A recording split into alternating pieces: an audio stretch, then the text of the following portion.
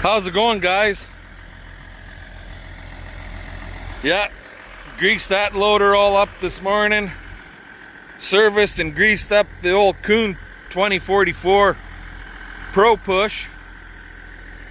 And started pushing up some political promise and cow shit. And this is the first load out.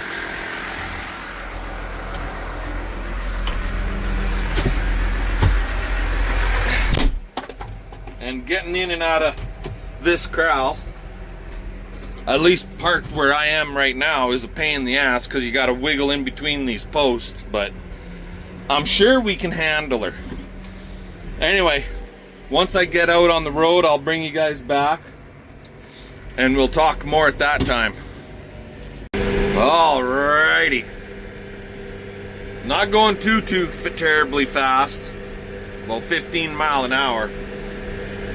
But, and we got, it's basically 2 miles from my yard to the field. And it is our field. It is on rented ground, but it is our field. I'm going to dump this on our one hay field that we cut and baled. Did a little bit of second cut in it. And the first cut was done way back in, oh boy, when the hell was that? Right around the 7th or the 10th of July. And the second cut, for whatever reason, never comes back worth a shit on that field. So, what are we going to do? We're going to put some shit on it. And hopefully with snow melt and rain, it'll push the nutrients down into the ground, and the hay can utilize that and potentially grow better, right? That's my thoughts anyways.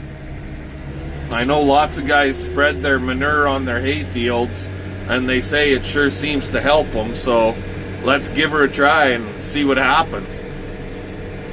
Anyway, I'll bring you guys back when we get to the field.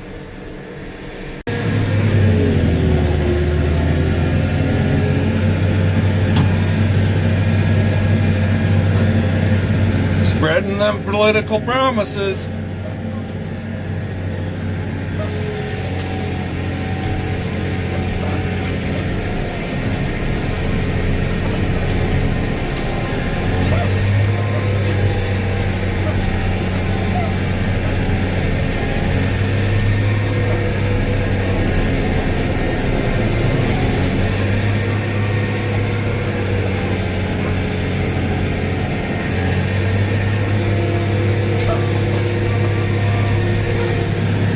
That's it. That's the load.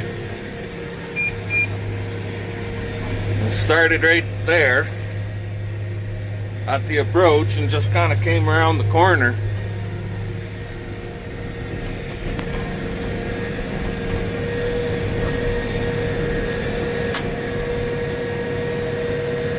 So we'll dump this down on the ground and we'll see what happens as time goes on, right? We've got a number of loads we can bring out here, so how much ground we're actually going to cover, I don't know. And I don't know how heavy or how thick I should be putting it down. All I know is we're going to be putting it down.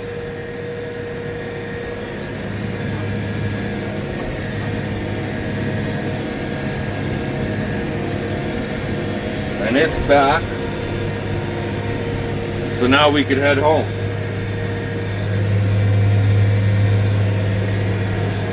Anyway, I'm just going to be playing with this for the afternoon here, and yeah, try and get some of this manure hauled out. So, talk to y'all later. Alrighty, guys. Well, there's the kid. I had to stop cleaning corrals because the kid showed up. I didn't have to stop, but I did. But I did have to stop because he's got one of those generator things in the box of the truck there now. That was his, and it was stored at our place, so I had to load it for him. It's a air compressor, generator, and welder, a 3-in-1. It's got New Holland on the side, and he just sold it. The guy's supposed to be coming to his house to pick it up. So yeah, I did have to stop, I guess. But if I could get another load or two out here this evening before it gets too dark, that'd be great. And then a few more tomorrow morning, and then off to the neighbors to help them pour concrete. So, pitter patter, let's get at her.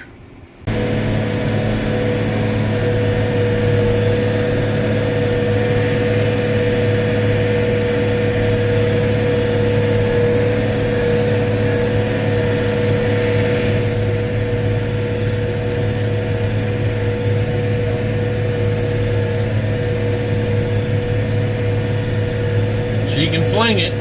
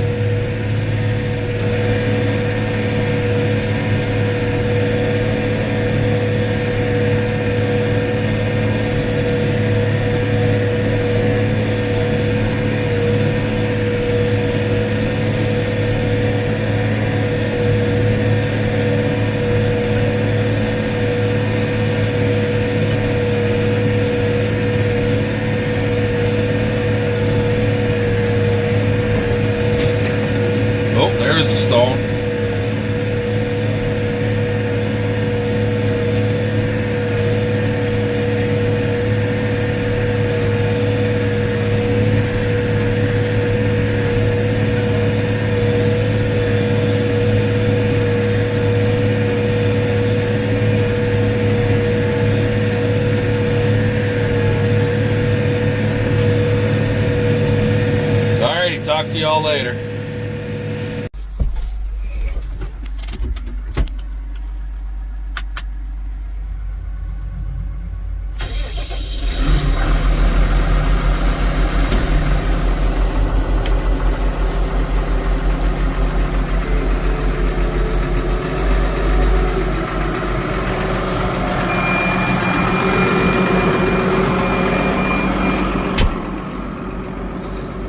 Morning, everybody. How the hell are you guys doing today? Well, we're whittling this pile down here that we made yesterday.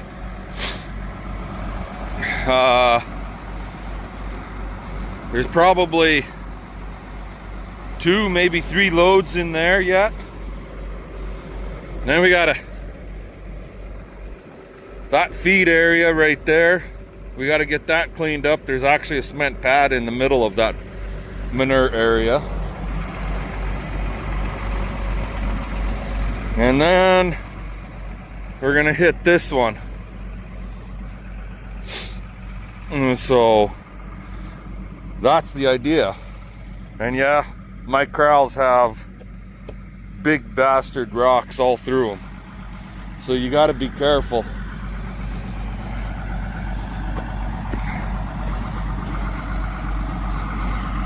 And the curiosity is getting to me to see how this thing's gonna handle the winter. Let me tell you, I don't know if it's gonna work or not work, but there's only one way to find out.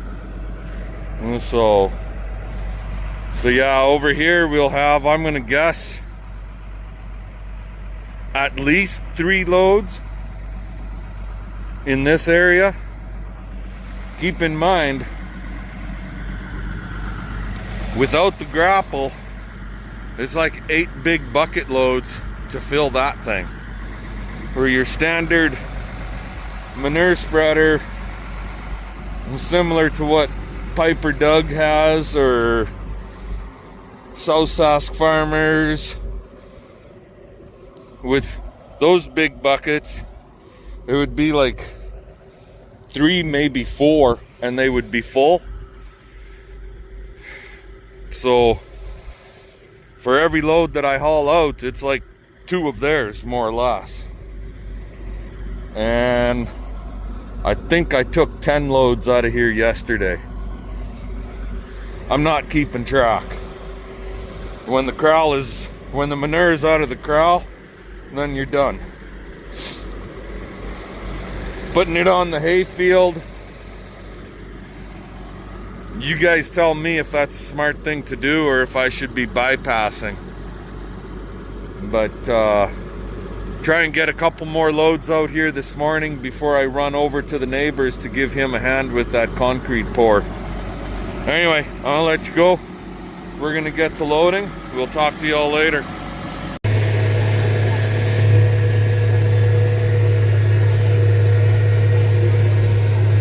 So my question for you guys, see those darker spots? Well, those will be small piles.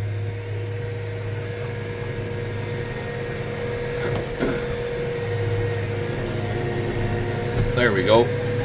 Anyway, my question for you, like I was saying, is it gonna break down enough that come hang time, those little piles like that, not that I have many of them, but there is a few where clumps fall off the edge and whatnot.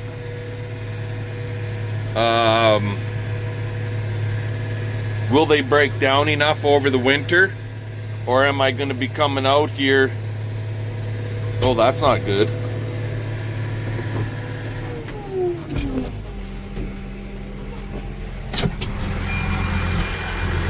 Am I going to be coming out here in the spring and having to harrow this down? Friggin' twine from God knows how old that is. I'm still digging up twine from years gone by in our corrals. Of course.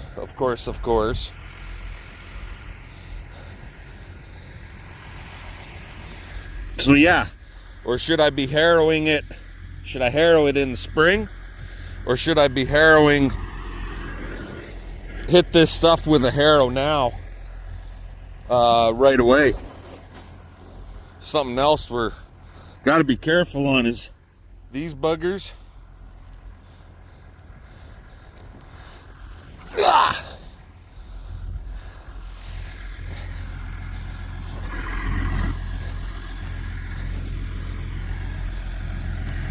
There.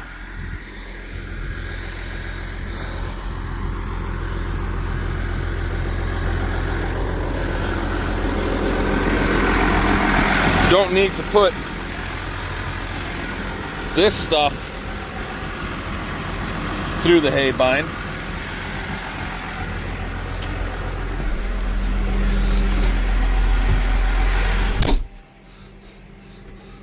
Like personally, I don't think it would matter if I harrowed it now or if I harrow it in the spring.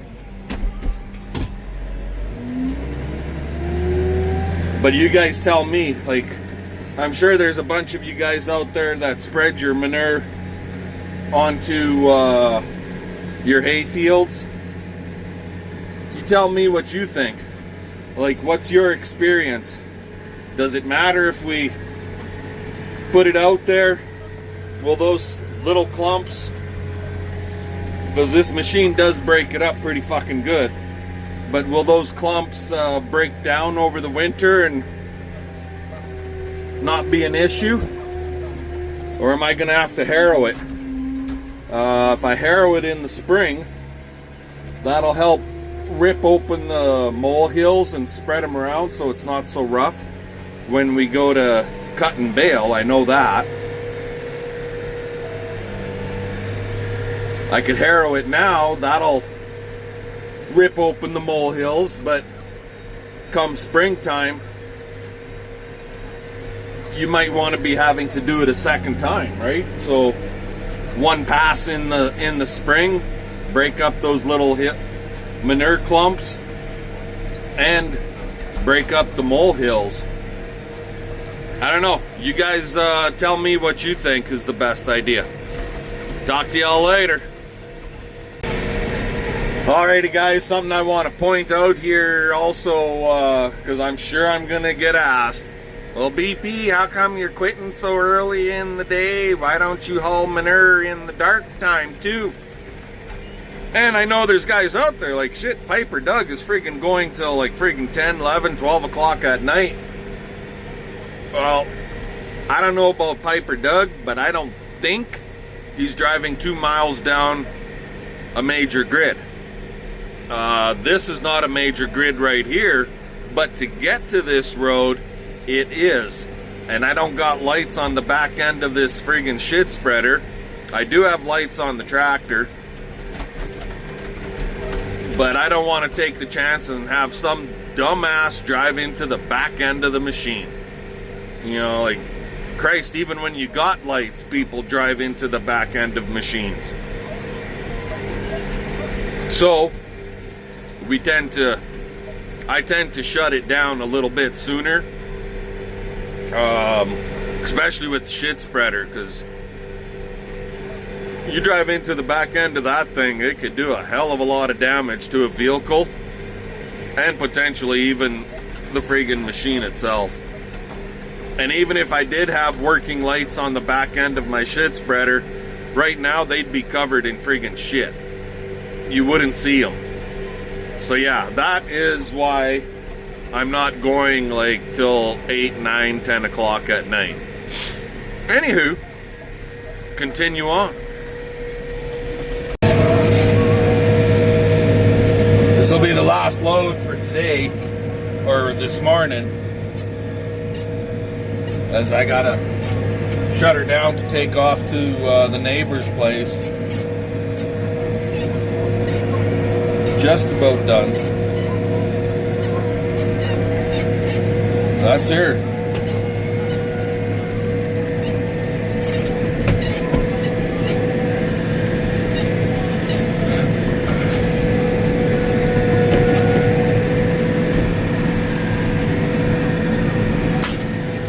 There we go.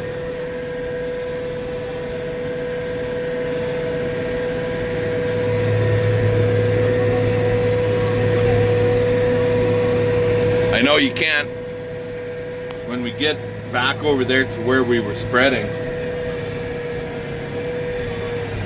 you can't really see it that great. I'm not putting it on super heavy. Because my fear is that I'm gonna, when we cut the hay and we go to rake it, I don't want to friggin', like, you can definitely see it on the ground there, but I don't want to end up with it being too heavy and having that manure going into the friggin' bales. But you can definitely see where it's been, especially here where we cut the second cut.